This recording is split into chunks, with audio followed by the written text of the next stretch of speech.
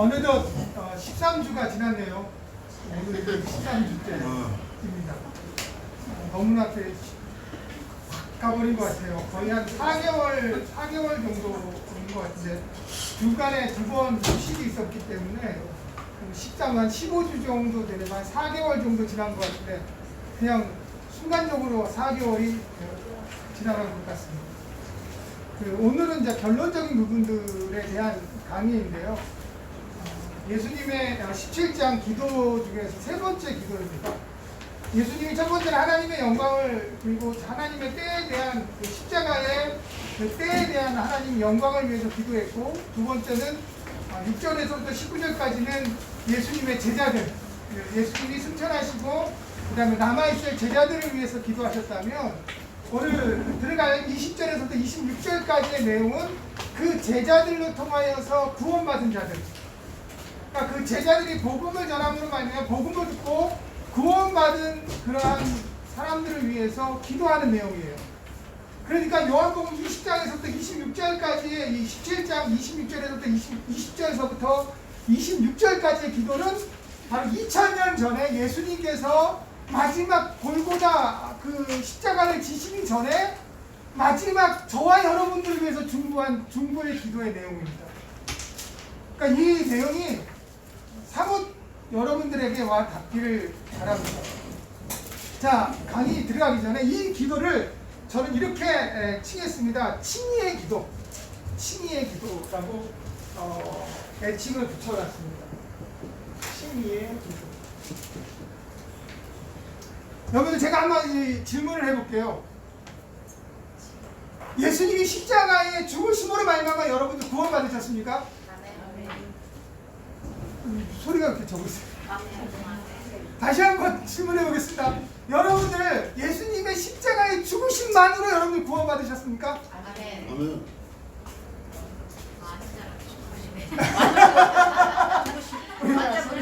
우리 유순이 아버님은, 유순이 아버님 맞죠? 정확하게 이름 소리세요.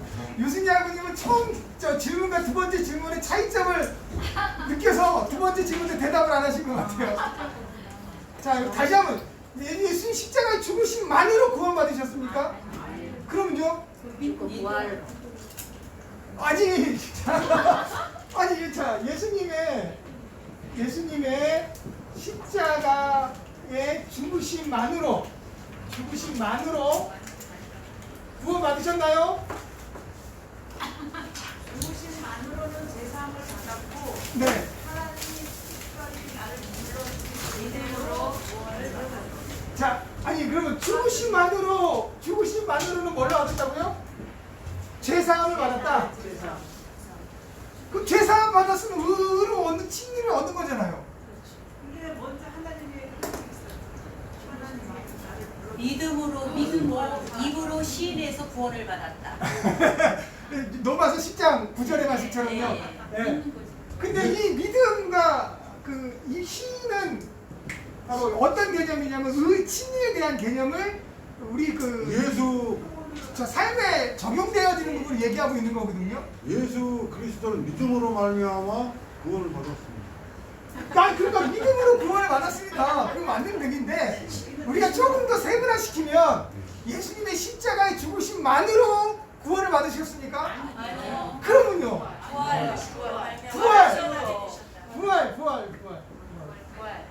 부활로 구원을 받았다. 자, 여러분들, 이게 칭의라는 개념이 왜 중요하냐면, 지금까지는 우리는 무엇만 생각했냐면 십자가의 죽으심만 생각하는 거예요. 십자가의 죽으심만 생각할 거예요. 십자가의 죽으심만 생각해서 이것이 곧 우리의 구원의 요건이지, 그렇게만 생각을 했단 말이죠. 근데 칭의라는 것은, 칭의를 얻기 위해서는 뭘 이루어야 됩니까? 칭의를 얻기 위해서는 뭘 이루어야 될까요? 언약을 이루어야 됩니다. 언약을 이루어야 됩니다. 자, 그리고 첫 번째 언약의 상대자가 누구인가요? 하나님과 첫 번째 언약의 상대자는 누구예요? 아담이지 않습니까? 하나님이 아담과 언약을 맺었을 때 어떤 언약을 맺으셨습니까? 무엇을 따먹지 말라? 선악을 알게 하는 나무 열매를 따먹지 말라. 이게 언약이에요. 이 하나님과 아담과의 언약입니다. 그러면 아담이 칭의를 얻기 위해서는, 아담이 하나님 앞에서 의롭다함을 얻기 위해서는 뭐를 해야 됩니까? 언약을 이루어야 돼요. 그 언약에는 두 가지의 부분이 있습니다. 긍정적인 부분과 부정적인 부분이 있는데, 긍정적인 부분은 어떤 것일까요? 언약의 긍정적인 부분은 뭐냐면 조항입니다. 조항. 다시 말하면 뭐예요? 선악과를 먹지 말아라 라는 조항이 긍정적인 부분이에요. 그러니까 선악과를 먹지 않고, 따먹지 않으면 어떻게 되는 거예요? 언약을 이루는 거겠죠? 네. 또 언약에는 무엇이냐? 부정적인 부분이 있어요. 부정적인 부분. 이것은 뭐냐면 조항을 지키지 않았을 때 얻는 페널티.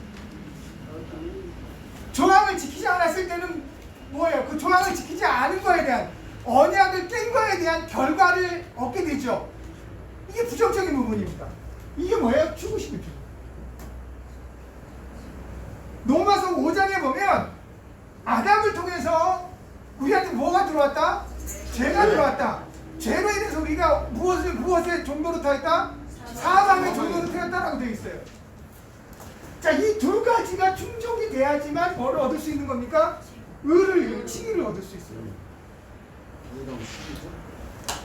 다시 말하면 이 언약을 무슨 언약이라고 합니까? 이걸 보고 행위 언약이에요. 행위 언약.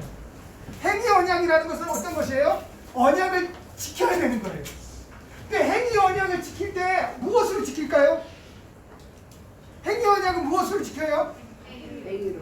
근데 그 행위의 반로가 무엇으로부터? 순종함으로 행위 언약을 지키는 거예요.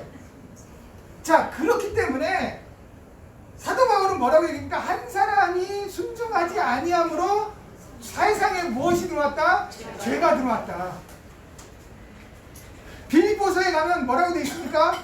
예수님 보고 어느 때까지? 죽기까지 순종하셨다라고 되어 있잖아요. 그러니까 한 사람의 불순종으로 말미암아 세상 가운데 죄가 들어오고 사망의 종로로 됐다면, 로마서 5장에는 뭐라고 해요? 한 사람의 순종으로 말미암아 생명이 왕노릇하였다라고 로마서 5장에 기록하고 있습니다. 자, 그렇다면 칭의의 핵심적인 부분은 두 가지예요. 뭐냐면 조항을 지키는 거예요. 순종으로 말미암아 조항을 지키는 거예요. 근데 아담이 순종하지 아니함으로 행위 언약을 깨트림으로 말미암아 무엇이 찾아오는 거예요? 페널티가 찾아온 거예요. 죄사, 죽음이라는 것이 찾아왔어요. 이 페널티를, 우리가 받아야 될 이 페널티를 누가 대신 받으신 거예요? 예수님이 대신 받은. 이걸 뭐라고 표현합니까? 속죄.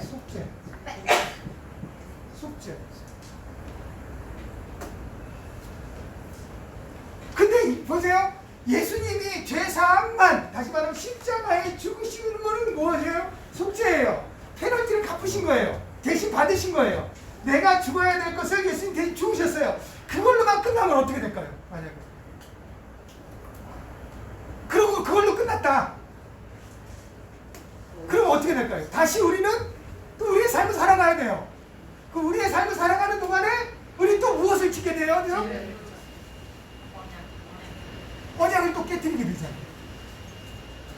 자, 그러니까 중요한 것은 예수님의 죽으심만으로 우리가 구원받은 것이 아니, 이거 단지 무엇을 하는 거예요? 칭의적인 개념에서는 우리가 받아야 할 죽음에 대한 형벌을 대신 받으신 거예요.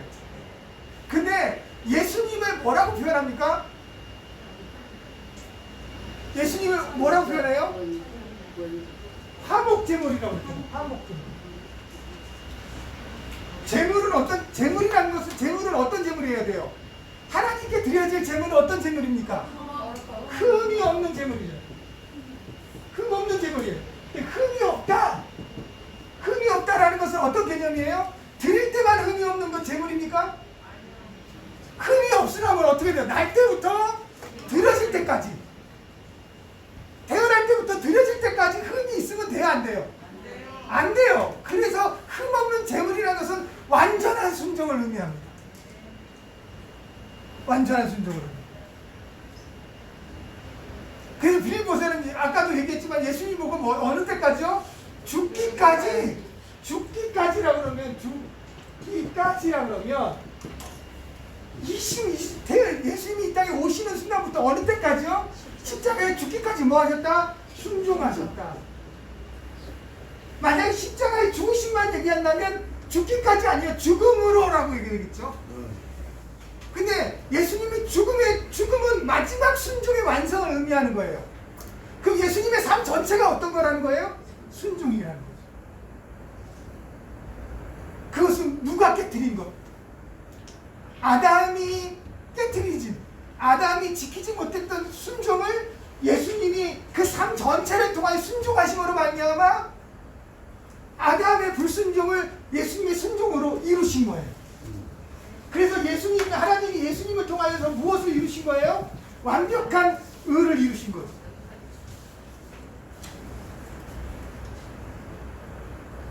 이해되시나요? 예. 자, 그렇다면 이제 여러분들 이거 잘 설명해 주셔야 돼요. 그냥 단순하게 십자가의 죽으심만으로 우리 구원받았습니다라고 얘기를 하면 반만 전하신 거예요. 반만. 그러니까 이렇게 전하는 기회가 어디냐면 여기까지 전하는 게 알미니아주의예요. 왜냐하면 우리는 예수님의 십자가의 죽으심으로 말면 우리는 죽음에 대한 구원을 받았어요. 그 다음에는 의는 누가 이루는 거예요? 우리가 살아가면서 이루는 거예요. 이게 알미니아주의예요. 근데 우리 스스로 의를 이룰 수 있습니까? 없어요. 그러면 이것만 갖고 구원받을 수 없는 거잖아요. 다시 말하면 예수님의 절대적인 순종과 그리고 예수님의 그 페널티를 갚으신 십자가의 죽으심을 통하여서 이제 무엇을 이루는 거예요? 아까 얘기하셨던 부활을 이루는 거예요. 그래서 부활이 의의 완성을 의미하는 거예요. 부활함으로 말미암아 하나님께서 이제 예수님을 무엇으로 칭하신 거예요? 완벽한 의로 칭하신 거예요. 이게 디모데 전서 3장 16절에 기록되어져 있는 거예요. 디모데 전서 3장 16절에 보면 영으로 의롭다함을 얻었다. 그래서 영은 의미를 부활입니다. 부활로 의롭다함을 얻었다. 그러니까 칭의 완성은 부활을 통해서 이루어지는 거예요.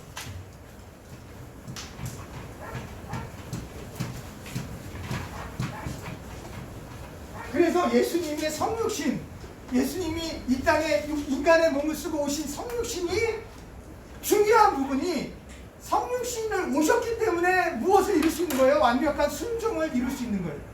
다시 말하면 하나님이 그동안에 말했던 모든 언약을 완성시키신 거예요. 율법을 완성시키신 거예요. 예수님은 완벽한 순종함으로 말이에요. 여러분들 율법이 10가지 조항이 있습니다. 10가지 조항이 있는데 9가지를 지켰어요. 한 가지 안 지켰어요.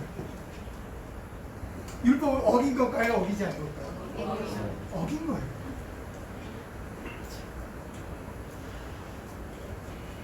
이건 요즘에 어긴 게 율법은 이런 개념이에요. 근데 결국은 율법을 통해서 무엇을 이루어야 됩니까? 하나님께서 아담에게 주어진 행위 언약이 출애굽기 가면은 모세에게 시내산에서 같이 이어집니다. 그리고 이제 모압산, 신명기 가면 모압 평지에서 출애굽 2세대에게 갱신하게 되어지죠. 자, 한 사람 아담을 통해서 이루지 못했던 의가 하나님께서는 한 민족을 택해서 그것을 이루기를 원하시는 거예요. 그게 아브라함을 통한 이스라엘 민족입니다. 그 이스라엘 민족 중에서 어느 지파를 택하십니까? 유다 지파를 택하여. 유다 지파 가운데 누구를 택합니까? 다윗의 가문을 택해서 이제 사무엘 하를 보면 나단 신탁을 통하여 한 가문을 통하여 하나님의 순종의 의를 이루기를 원합니다. 그게 전부 다 행위 언약이에요. 그러다가 이 예레미야 32장에 보면 하나님께서 언약을 또 갱신합니다. 이래서 여러분들 구약을 보았을 때 이 포로기 전과 후를 정확하게 구분할 필요가 있어요. 포로기 전의 선지자들과 12소 선지자들도 포로기 전의 선지자들과 포로기 후의 선지자들을 구분해서 한번 읽어보십시오. 내용이 다릅니다. 포로기 전의 선지자들은 다 어디를 향해서 민족을 향해서 구원을 선포합니다. 근데 포로기 이후에 아니면 포로기의 선지자들은 민족이 아닙니다. 개인적인 삶에 더 집중하는 것을 보게 됩니다. 에스더서를 보죠. 에스더가 포로기 때 기울진 거잖아요. 에스더는 민족이 구원이지만 누구를 통해서요? 에스더와 모르드게를 통해서요. 그들의 의로운 삶을 통해서 누가 구원이 받아요? 이스라엘 민족이 하만한테 그 죽음에 피해서 유다 민족을 구원시키지 않습니까? 자, 포로기 전에는 어떤 거예요? 민족이 개인을, 전주에 말씀드렸잖아요. 포로기 전에는 민족이 개인의 구원을 대신했다면 포로기 이후에는 개인이 민족의 구원을 대신하는 걸 보게 됩니다. 이거는 구원의 관념과 개념이 완전히 달라져요. 유대인들의 신앙도 달라집니다. 예레미야 32장에 보면 이거는 이 언약은 갱신하는데 이 언약은 행위 언약이 아닙니다. 은혜 언약으로 갱신되었습니다. 하나님께서 친히 내가 내 마음속에 언약을 주리라. 그래서 너희들은 나를 떠나지 않을 것이고 나를 버리지 않을 것이다. 나를 거부하는 자가 없게 할 것이다. 라고 그렇게 언약을 갱신하죠. 그래서 내가 돌판에 새기질 언약이 아니라 어디에 새긴다? 신부에 새겨진다. 근데 이걸 누가 새겨줍니까? 내가 친히 새겨주겠다. 은혜 언약이에요. 근데 신부에 새겨진 언약은 누구를 예표합니까? 예수 그리스도를 의미합니다. 그래서 예수 그리스도의 모든 행위와 십자가의 죽으심을 통해서 의를 얻었던 그 의가 이제 우리한테 전가되어지는 거예요. 이걸 신학적인 용어로 전가라고 해요. 전가.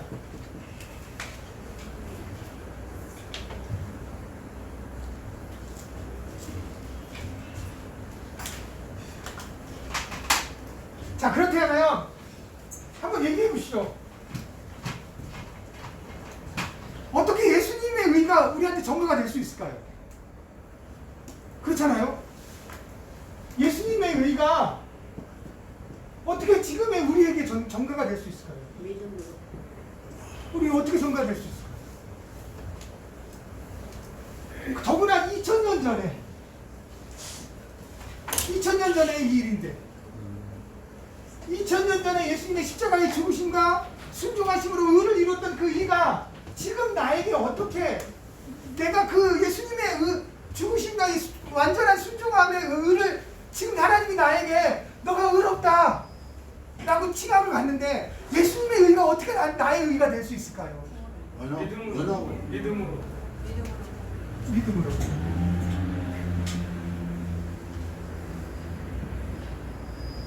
성경의 해답입니다. 믿음으로. 이 정가, 이걸 정가라고 그러는데 이 정가를 뭐라고 그러냐면 이게 구속사예요. 구속사적 사건이라고 그래요.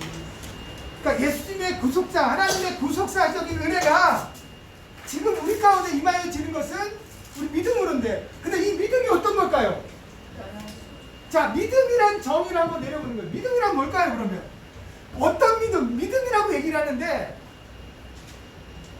믿음이 도대체 뭐길래 믿음으로 우리가 예수님의 전가를 받을 수 있을까요? 의가. 믿음이 뭐길래? 예? 큰 소리 얘기해 주시면 감사하겠습니다. 괜찮습니다. 안 보이는 것들을 네. 보이는 것처럼 보지 못하고 믿는 게 믿음이다. 보지 못하는 우리 대광고 하고님 첫 시간에 덮어놓고 믿으라. 네. 첫 시간에 그 덮어놓고 믿으라. 도대체 믿음이 뭘까요? 오늘 예수님께서 요한복음 20장에서 26절까지의 우리들을 위한 중보기도 중에서 핵심적인 내용이 뭘까요? 핵심적인 내용을 뭘 읽어요? 연합입니다. 연합. 예, 연합. 다시 말하면 믿음이라는 것은 뭐예요? 단지 내가 혼자 예수님 저기 떨어져 계시는데 예수님 십자가에 죽으셨고 부활하셨고 그리고 예수님 하늘에 보좌 우편에 앉아 계시는데 그 예수님이 의를 이루셨다 2000년 전에. 그래서 하나님이 예수님을 의롭다 칭하셨다. 그래서 그냥 내가 여기 앉아가지고 아 그래 예수님 그런 분이시지? 그리고 믿는 거 이게 믿음이냐라는 거죠. 이건 믿음이 아니잖아요. 이거는 우리뿐만 아니라 누구나 할 수 있는 일이잖아요. 그리스도인의 믿음. 그 믿음을 통해서 그리스도의 의가 우리한테 전가되어지는 것.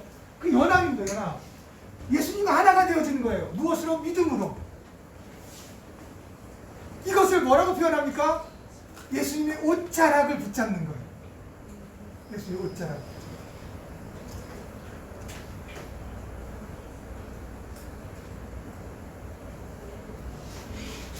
열두의 혈증 걸린 여인이 몰래 예수님의 뒤편에 와서 예수님의 옷자락을 붙잡습니다. 우리가 성경에서 볼 때는 그냥 단편적인 이야기인 것 같아요. 나도 그 여인의 입장이었다면 그렇게 할 수 있을 것 같아. 그죠? 나도 그 여인의 입장이라면 충분히 그렇게 할 수 있을 것 같아 라고 보지만 그 여인에게는 우리가 그냥 단편적으로 얘기하는 게 아니라 그 여인에게는 뭐가 있었습니까? 간절함이 있었어요. 간절함이 있었어요. 옷자락을 다 잡아야만 된다는 감. 그 옷자락을 잡는다는 의미는 예수님과 뭐가 되어진다는 거예요? 연합되어진다는 거예요. 그 연합은 무엇으로부터 옷자락을 잡을 수 있었습니까? 믿음을 통해서 잡을 수 있는 거죠. 그래서 예수님과 연합되어진 그 삶은 이제 더 이상 내 삶이 아니라 누구의 삶이 되는 거예요? 사도 바울의 고백처럼 예수님의 삶이 되어지는 거예요. 그렇다면 저와 여러분들의 삶이 누구의 삶이 되어야 됩니까? 예수님의 삶이 되어야 되잖아요. 그게 의를 이루는 거잖아요. 단지 믿음만으로요. 단지 그냥 믿음으로 나는 내 삶 내 평균 치고 내가 살고 싶은 대로 사는 것이 구원의 의미가 아니라는 거예요. 왜냐하면 칭이라는 것은 이 하나님과의 언약의 그 조항들을 다 이루어야 돼요. 우리의 삶으로 전적인 완전한 순종을 통해서 이루어야 되는 거예요. 근데 우리가 이룰 수 없으니까 하나님 예수님 대신 이루셨어요. 그 예수님이 또한 우리의 페널티를 대신 갚아주셨어요. 그래서 예수님의 믿음으로 예수님과 우리가 하나가 되었어요. 그럼 우리의 삶이 의를 이루는 삶이 돼야지. 그럼 내 삶이 의를 이루는 삶이 아니라면 내가 예수님의 옷자락을 붙잡고 있다 없다? 여기서 너무 조용해지시네요. 이거 정말 심각한 문제입니다. 지금까지 우리는 그냥 예수님의 십자가만 전했어요. 지금 우리 예수님의 십자가만 전하고 나니까 우리의 행위, 우리의 삶, 예수님과 동행된 연합되어진 의를 이루는 삶에 대해서는 무감각해지는 거예요. 그러니까 교회 안에서 성도들이 교회와 세상 삶이 분열되어지는 거죠. 삶이 예배가 되어지지 않는 거예요. 왜요? 그냥 단지 예수님의 십자가 죽으심을 구원받았으니까 이미 이건 이루어진 구원이야.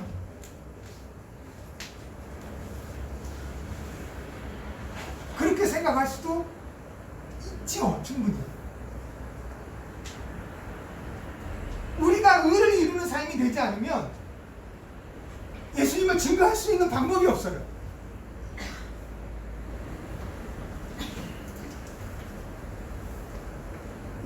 우리는 어떻게 보면 기다림의 삶을 살아가는 사람들이지 않습니까?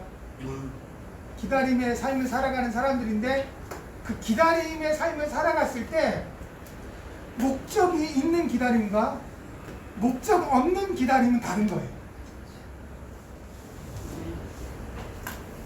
여러분들 우리 지금까지는 그냥 단순하게 우리가 지금 믿고 왔던 우리 신앙생활, 우리 주의 종교에 걸어가는 우리들의 삶을 뒤돌아보면 단순하게 그냥 어떻게 보면 목적 없는 기다림의 연속이 아니었을까라고 비춰봅니다. 제 얘기하는 거예요. 여러분들 얘기하는 거 아닙니다. 아니 제가 이 강의를 준비하고 요한복음 17장의 기도 내용들을 다시 한 3주간 계속해 묵상해보고 책도 보고 여러 가지 책들을 보면서 느낀 게 그거예요. 아, 내가 헛살았구나. 내가 그리스도인이 아니었구나. 내 안에는 그냥 예수님의 십자가의 구속의 은혜만 생각했지 내 삶이 예수님과 연합되어지는 믿음의 삶을 살지 않았고 그냥 입술로 고백하는 믿음 이런 것만 형식적인 믿음의 틀 안에서만 있었지 내 삶이 진정 그리스도와 연합된 삶을 살지는 않았구나. 그것은 내가 믿음이 없다라는 증거죠. 예수님과 연합이 안 돼 있는 상태니까. 그게 얼마나 많은지. 예수님은 철저하게 자기를 낮추셨습니다. 자기를 비우셨어요. 그리고 끝까지 사랑하셨어요. 근데 우리는 어떻습니까? 여전히 나를 증거하고 나를 나타냅니다. 나하고 조금 다르다 하면 그 사람을 비판하고 판단합니다. 나와 생각이 다르고 색깔만 다르다고 해서 그 사람은 완전 다른 사람 취급해 볼 때가 많습니다. 근데 예수님은 오히려 예수님과 색깔이 같은 사람들은 누굴까요? 예수님 시대에 보면 예수님과 색깔이 같은 사람들은 누구였을까요? 바리새인들과 서기관들이었겠죠. 오히려 율법을 더 잘 지키고 철저하게 연구해서 어떻게 하면 그 율법을 지킬 수 있을까 노력했던 사람들이었기 때문에. 근데 그들과 어울리지 않고 예수님은 오히려 죄인들과 어울리셨습니다. 그리고 예수님 친히 말씀하시잖아요. 건강한 자에게는 의사가 필요하다. 나는 의를 부르러 온 것이 아니라 죄인을 부르러 왔느니라. 철저한 사랑이셨습니다. 예수님은 철저하게 군림하려고 하지 않으셨어요. 예수님이 철저하게 군림하려고 하지 않으니 오히려 종이 되고자 원했어요. 그래서 예수님은 제자들의 발을 씻기신 거예요. 제자들의 발을 씻기는 것은 누구만 시킬 수 있는 일이었기 때문에 종이 하는 일이죠. 예수님은 스승님일수도 불구하고 제자들의 발을 씻기는 거예요. 가장 낮은 모습으로 내려가는 것입니다. 어디까지 낮아지셨습니까? 죽기까지 낮아지셨어요. 더 이상 낮아질 게 없지 않습니까? 그런 예수님과 연합되어진 우리의 삶은 어떻을까요? 지금 그런 예수님과 연합되어져서 믿음이다, 나는 의롭다 하면 얻었다라고 당당하게 외치고 있는 저와 여러분들의 모습은 과연 어떤 모습인가? 요한복음을 강의를 마무리를 하면서 한번 우리 다시 우리 스스로에게 질문을 던지고 싶은 거예요.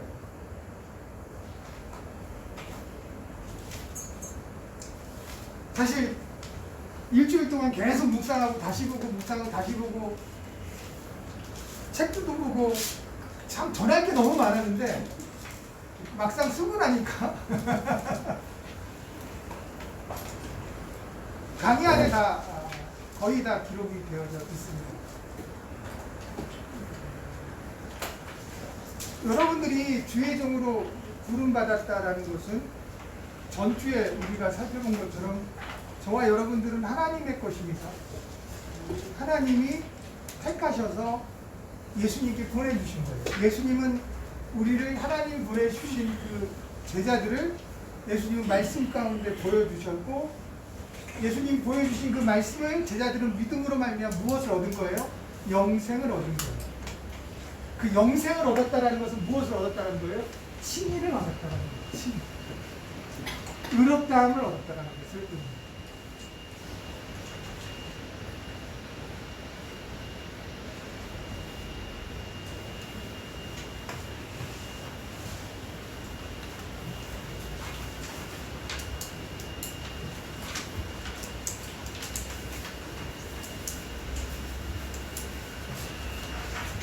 자, 이게 왜 그러냐면요. 우리 앞에 보면 칭의는 무엇을 만들지 않는다? 강의 한 보시죠. 강의 한 없으신가요? 안 가보셨어요? 전주에 강의 한 주셨는데 안 가보셨구나. 칭의는 무엇을 만들지 않냐면 근거를 만들지 않는다.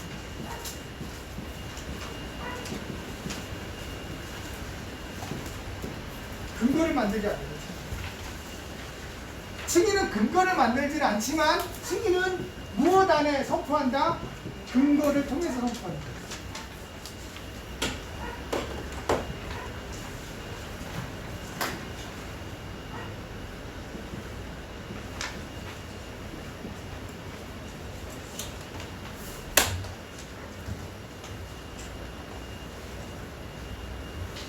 이런 부분으로 이걸 법정적 개념이라고 얘기합니다. 법정적 개념. 그러니까 칭의는 전부 법정적 개념이에요. 물론 일부 칭의도 관계론적 개념에 대해서 이해하시는 분이 있습니다. 그것이 여러분들이 가지고 있는 책 저자, 우리 이번에 교재 저자인 김세훈 교수님, 김세훈 박사님은 바울의 칭의를 법정적 개념으로만 생각하지 아니하시고 관계론적 개념으로도 생각을 합니다. 근데 그 말이 어떤 개념이에요? 아까 그 말이에요. 관계론적 개념이라는 것은, 자, 법정적 개념이라는 것은 이 선포의 의미예요. 선포. 법정에서 죄인을 땅땅땅 선포할 때 그냥 선포합니까? 근거에 안에서 선포하죠. 자, 그런데 판사가 선포할 때 근거를 만들어서 선포합니까? 아니죠. 근데 지금 우리는 이 근거를 만들려고 얼마나 애를 쓰는지 몰라요. 근데 근거 안에서 선포됩니다. 이 근거가 누가 되신 거예요? 하나님이 우리 재판장이 되시잖아요. 하나님이 우리 보고 의롭다라고 이렇게 땅땅땅 쳐주십니다. 근데 우리 삶에는 근거가 없어요. 그렇다고 하나님이 우리의 삶의 근거를 만들어서 야 너희들 근거 있는 삶을 살아라. 그래서 근거를 만들어서 선포하지도 않으시다라는 거죠. 그럼에도 불구하고 하나님은 근거를 통해서 우리에게 의롭다함을 얻는 거예요. 선포하신 거예요. 근거가 누가 되시는 거예요? 예수님 되시는 거예요. 근데 이러한 법적적 개념과 관계론적 개념은 아까 말씀드렸던 것처럼 이러한 예수님과 우리가 관계를 통하여서 예수님의 의가 우리한테 어떻게 됐다? 전가되었다. 그러니까 예수님의 의 안에서는 법정적 개념이지만 그 개념이다. 예수님의 의가 우리한테 전가되어져 있는 우리의 의를 보면 우리가 근거, 예수님의 법정을 근거할 수 있는 우리 근거 자체가 없으니까 예수님과의 믿음 안에서의 관계를 통해서 연합을 통해서 우리가 의를 얻었다. 그래서 한편으로는 관계론적 의를 설명하고 있는 거예요.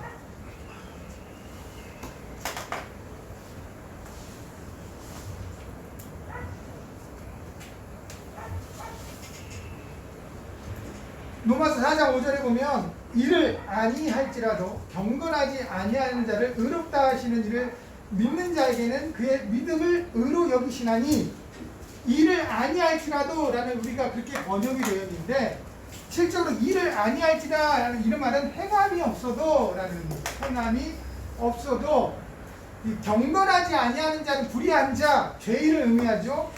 믿음으로 칭의를 얻었다 라고 그렇게 로마 4장 5절에 얘기하죠. 근데 이 사도 바울의 칭의의 개념은 다 무엇을 근거로 하고 있습니까? 예수님과 연합되어져 있는 이것을 근거로 이야기하고 있는 거예요. 그러니까 예수님과 연합되어지는 믿음의 근거로 얘기하고 있기 때문에 그것을 다 내포하고 있고 내포한 상태에서 얘기하다 보니까 우리가 그 믿음의 근거, 예수님과 연합을 빼놓고 그냥 단지 이 글자적인 성경에 기록되어 있는 이 글자 안에서만 해석을 하려고 보니까 조금 무리한 해석이 되어지는 거예요. 근데 사도 바울은 이미 본인이 다메섹에서 부활하신 예수님을 경험했고 자기는 괴수 중에 괴수요 죄인 중에 죄인이며 예수님을 전하는 자들을 잡아다가 오리 가두기도 하고 죽기까지 하며 스데반이 죽였을 때 증인을 섰던 자신의 모습이 다메섹에서 예수님이 자신을 부르시고 이방의 사도로 택하시는 그 순간에 사도 바울은 꼬꾸라진 거예요. 나 같은 죄인. 다시 말하면 자기는 그 이전 예수님을 만나기 이전에 그것이 정말 의롭다, 그것이 하나님을 위한 일이다 라고 생각했던 그 일이 다메섹 예수님 만나는 순간부터 그 일이 자기가 의롭다 얘기했던 일들이 철저하게 죄인 중에 죄인, 그러한 모습을 보게 되는 거죠. 이런 내가 어떻게 사도로 부름받을 수 있을까?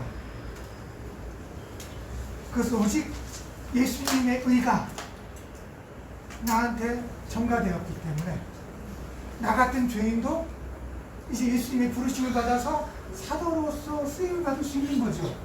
그래서 사도 바울은 계속해서 모든 서신 서문에 예수 그리스도의 종, 예수 그리스도를 통해서 사도된 바울은 이라고 자기를 소개하는 이유가 내가 사도다라는 걸 자랑하고자 하는 것이 아닌 거예요.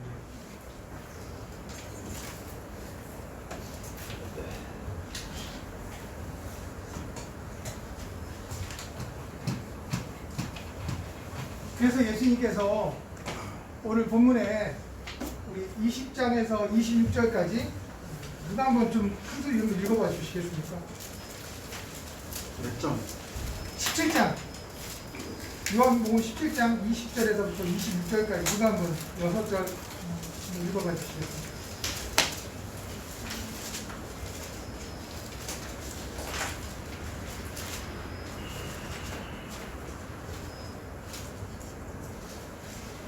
내가 비웃는 것은 이 사람들만이 위함이 아니요 또 저희만을 인하여 나를 믿는 사람들도 위함이니 아버지께서 내 안에 내가 아버지 안에 있는 것 같이 저희도 다 하나가 되어 우리 안에 있게 하사 세상으로 아버지께서 나를 보내신 것을 믿게 하옵소서.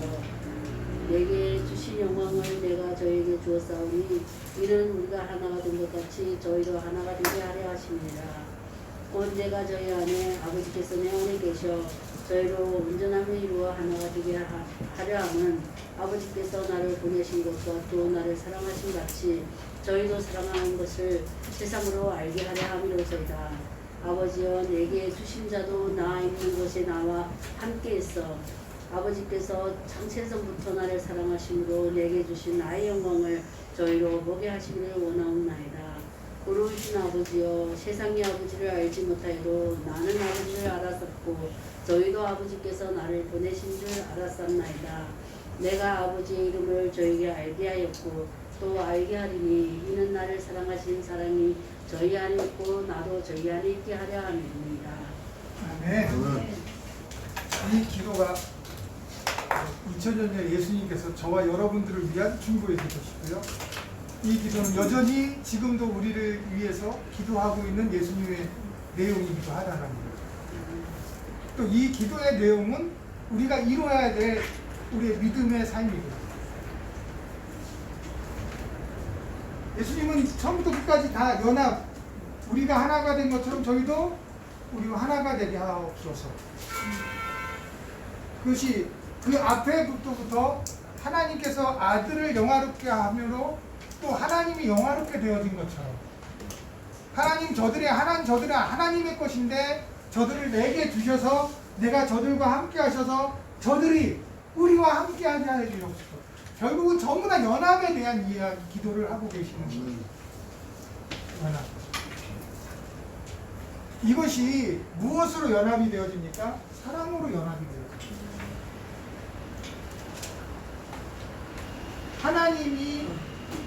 하나님께서 누구를 사랑하십니까? 이 요한복음 자체의 내용은 하나님 누구를 사랑하십니까? 아들을 사랑하십니다. 하나님이 아들을 사랑하세요. 그래서 하나님이 그 아들에게 누구를 보내주십니까? 제자들을 보내줍니다. 그래서 예수님이 누구를 사랑하십니까? 제자들을 사랑합니다. 그 발을 씻기까지 제자들을 사랑합니다. 철저하게 섬김의 도를 보일 때까지 사랑하십니다. 그리고 이 제자들을 통해서 이제 복음을 듣는 우리들까지도 뭐 하십니까? 사랑하십니다. 이 사랑, 곧 예수님이 우리를 제자들을 사랑하고 제자들을 통해서 복음을 듣는 우리를 사랑하지만 결과적으로 큰 틀 안에서 본다면 하나님이 곧 누구를 사랑하시는 겁니까? 우리를 사랑합니다. 그래서 이 모든 것이 무엇으로 연합이 되어집니까? 사랑으로 연합이 되어집니다. 그럼 하나님의 사랑에 우리가 반응할 수 있는 게 무엇입니까? 그것이 믿음이에요. 믿음은 무엇을 따릅니까? 철저한 순종을 따르는 게 믿음입니다. 순종이 없는 믿음은 믿음이 될 수가 없죠. 그렇다고 이 순종을 통해서만 이 의를 이룰 수 있느냐? 그것도 아닙니다. 왜냐하면 우리 자체는 아담 이후로부터 우리는 죄인이기 때문에. 그래서 예수님의 십자가의 죽으심의 그 은혜가 우리 가운데 있어야 될 것이고요. 그 예수님의 십자가의 죽으심 안에 우리가 들어갔을 때 예수님과 연합이 되어져서 진정한 우리 안에 믿음의 연합이 이루어지는 거예요. 그래서 우리 스스로는 갈 수 없으나 예수님의 옷자락을 붙이고 구하는 거예요. 그래서 예수님이 좁은 길로 가면 우리도 좁은 길로 가고 예수님이 가는 길에 우리는 예수님의 옷자락을 붙이고 가는 거예요. 왜요? 우리가 갈 바를 알지 못하기 때문에. 이 부분을 예수님 성경은 뭐라고 얘기해요? 성령의 견인이라고 얘기합니다. 성령이 우리를 이끌어 가신다.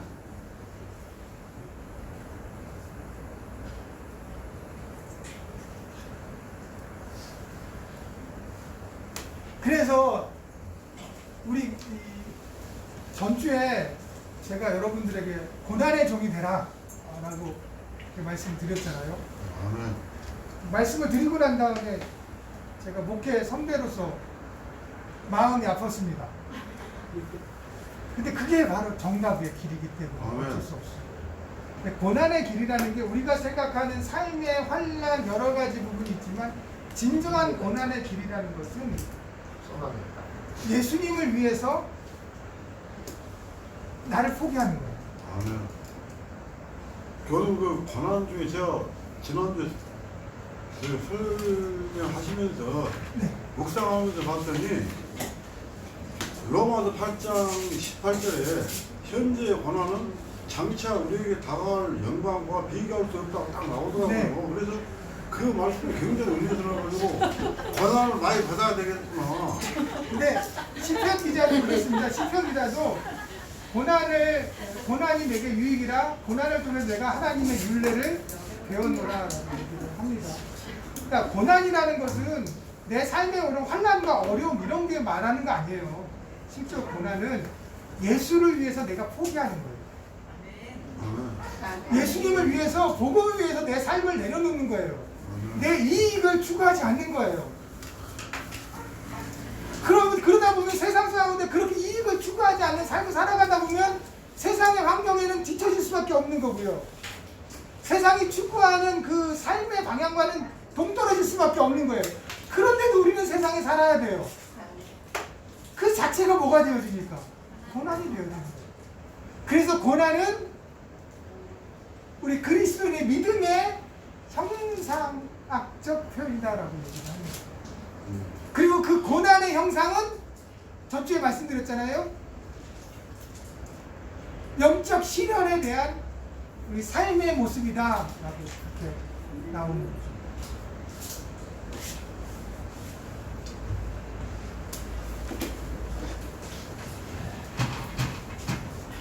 아무튼 여러분들 혹시 강의안이 없으신 분들은 강의안이 똥똥 빠지거나 없는 분들은 아까 메일 번호 있죠? 아니면 그 강의 계약서 첫날 나눠준 강의 계약서에 메일 번호가 있습니다. 거기에다가 신청을 해주시면 제가 1강서부터 오늘 마지막 강까지의 강의안을 다 보내드릴 거예요.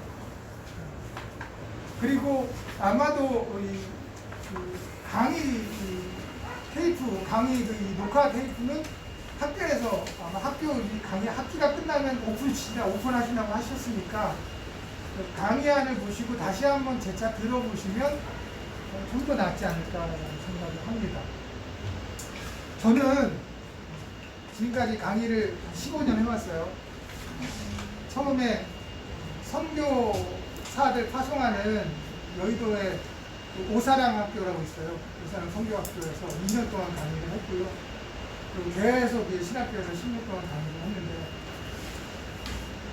제가 여러분들이 학생들이 깨닫게 된다면 저는 제 친구를 드러내도 좋아요. 그런데 저는 사실은 되게 보수적인 목회자예요. 진짜 너무 보수적인 목회자인데 여러분들이 이 하나를 깨닫는다면 여러분들이 여기서 한 사람이 깨달아서 진정한 종이 되어지면 저는 그렇게 생각합니다. 여러분들의 한 사람이 한 나라를 변화시킬 수 있다라고 생각을 합니다. 아멘. 하나님은 여러 명 택하지 않으셨어요. 아멘. 항상 그 역사의 위기 가운데 하나님은 한 사람의 위대한 종을 택하셔서 세우심으로 말미암아 그 역사의 위기를 완전 역전시키는 것을 보게 되었습니다. 아멘. 그러니까 여기 계시는 여러분들 중에서 우리가 얘기하는 큰 교회, 큰 목회하시는 분명 나올 거예요. 근데 아멘을 안 하시네요. 그래서 제가 전주 이번 주까지 고난의 종이 되라고 했는데 안 맞는다고 생각을 하시는데 하나님께서 여러분들에게 많은 종을 맡겨놓을 수도 있지 않겠습니까? 아멘. 많은 물질도 맡겨줄 수 있을 거예요. 여러분들이 풍족할 때 여러분들 지금 옆에 있는 학우들을 잊지 마시기 바랍니다. 아멘. 여러분 진짜 그래요. 여러분들 풍족할 때 여러분들 오늘 이렇게 옆에 이제 오늘 종강이잖아요. 옆에 계시는 분들이 잊지 마세요. 그래서 여러분들이 풍족할 때 조용히 함께 나눠주시고 조용히 함께 성장해 주시기를 바랍니다. 그래서 함께 걸어갈 수 있고, 여기 있는 사람 한 명도 넘어지거나 좌절하신 학우들은 없어야 될 거 아니겠습니까? 그렇게 해주시고요. 또 한 가지, 혹시나 이제 방학이 되잖아요. 방학 때 사사로운 모임 절대 하지 마세요. 학우들끼리 기도 모임이나 하지 마시고요. 절대로 학교 안에서 지정되어진 행사 외에는 여러분이 성경 읽고 그리고 묵상하고 그리고 전 강의한 거에 대해서 반복해서 복습하는 시간이에요. 그래서 여러분들 걸로 만들어야 돼요. 여기서 오늘 1시간 듣고 여러분들이 13주 강의 듣고 그냥 끝나버리고 이거 집에 가서 처박아 놓은 다음에 안 보면 땡이에요. 다시 이 시간 돌아오지 못해요. 여러분들 방학이라는 시간이 바로 다시 되짚어서 이 강의 시간, 13주의 강의 시간을 여러분 걸로 만들어야 돼요. 내가 아무리 목 놓아서 목 터지나 얘기해도 여러분 거리 되지 않으면 소용이 없는 거예요. 그러니까 여러분 거 방학 때 묵상하시고 강의 다시 보시고 그리고 여러분 거로 만들어야 돼요. 그리고 학우들끼리 절대 모이지 마세요. 이거 나중에 분명히 제가 15년 동안의 강의 경험을 통해서 100이면 100 문제가 발생됩니다. 그러니까 학교 행사 외에는 여러분들이 다 졸업을 하고 개척을 하시든지 부교육자 하시면 그때 모임 가지세요. 그때는 괜찮아요. 학생 때에는 학교 행사 외에는 절대로 다른 사로운 모임 하지 마시는데 그게 오래 가는 방법이에요. 학우들끼리 그게 오래 가는 방법. 서로 사랑하고 위하고 힘들 때 나누고 베풀 수 있다면 학생 때 요만큼만 떨어져 계세요. 딱 요만큼만 떨어져 계시면 돼요. 학생 때 친해져야지 뭐 알고 지내지. 아니 진짜예요.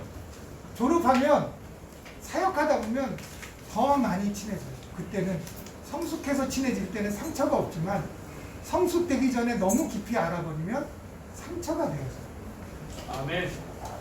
정말 여러분 이 부분들을 잘 기억하셔서 방학 다음에 이제 요번 학기가 졸업이신 분들도 있고 요번 학기가 다시 또 다음 학기 하실 분도 있지만 이 방학의 이 시간들을 아주 가치 있게 보내시기를 바랍니다. 아멘. 그리고 이 기말고사 꼭 내세요. 네. 안 내시면 메일로 보내드리겠습니다. 메일로 꼭 보내주시고 네. 꼭 내셔야 됩니다. 네. 점수는 잘 드려야 되는데 제가 아까 얘기했잖아요. 근거를 만들어서 점수를 줄 수 없잖아요. 그렇죠? 근거 안에서 점수를 드려야지. 제가 근거를 만들어서 점수를 줄 수 없으니까 여러분들이 근거를 줘야 제가 점수를 드릴 거 아니겠습니까? 근거 없이 점수 드릴 수는 없으니까 그렇게 여러분들 아무튼 한 13주간 부족한 강의를 잘 따라주시고 눈이 반짝반짝 하신 여러분들의 눈이 아마 이제 다음 주부터 기억이 날 것 같아요. 매주 월요일마다. 아무튼 감사드리고요. 감사합니다. 여러분들 더욱더 열심히 제가 높아심에 다시 한번 강조하지만 여러분들 걸로 만드세요. 그리고 다시 말하면 여러분들만의 요한복음을 만드세요. 그래야 돼요. 여러분 여기서 강의 듣는 모든 그 과목들은 여러분 걸로 재해석하고 여러분들 걸로 만들어야 돼요. 그래야 여러분들이 월요일날 이 속초에서 오시고 어머니 아버님 섬기면서 오시고 다 각자 삶의 자리에 있는데 시간을 비워서 왔잖아요. 그냥 보내면 너무 아깝잖아요.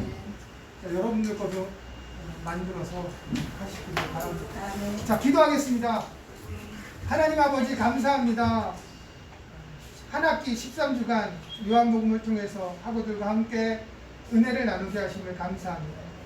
하나님, 우리 학우들 한 사람 한 사람마다 하나님 지혜를 주시고 능력도 주시고 은혜를 주시어서 하나님의 거룩한 종으로 택하여 주셨사오니 그 사역에 하나님 지경을 넓혀주시고 그 마음에 기쁨을 주시고 항상 하나님과 또 예수 그리스도와 동행하는 진정한 사역자들로 성장케 하여 주시어서 이들을 통하여서 우리나라가 아버지 다시 회복되어지는 역사가 일어나게 도와주시고 이들을 통하여서 하나님의 나라가 하나님의 지경이 넓혀지는 역사가 일어나게 도와주시오며 아멘. 이들을 통하여 전 세계에 복음이 증거되어지는 하나님의 영광이 나타나게 도와주시옵소서. 방학 동안에 하나님 건강케 하여 주시고 아버지 또 물질로 근심 걱정하지 않게 도와주시고 많은 관계성에서 상처받지 않게 도와주시고 다음 학기를 기대하는 마음으로 준비할 수 있는 아버지들 되게 도와주시오며 아버지 가정도 지켜주시고 삶도 지켜주시고 또한 아버지 사역하는 사역의 현장에서 하나님의 능력이 나타나게 도와주셔서 하나님이 항상 그 마음에 기쁨으로 소망을 넘치게 하여 주시옵소서. 예수님의 이름으로 간절히 기도드리옵나이다. 아멘. 수고하셨습니다.